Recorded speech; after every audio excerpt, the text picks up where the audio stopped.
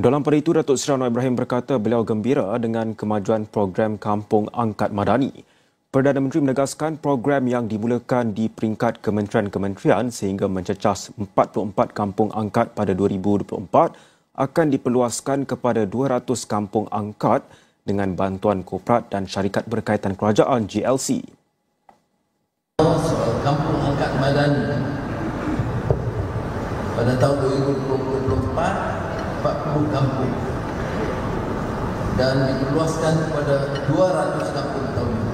Maknanya tiap pengurus besar, Tan Sri, Usri, syarikat itu harus pilih kampung dia dan juga bangunkan bersama dengan sebahagian daripada kerajaan pusat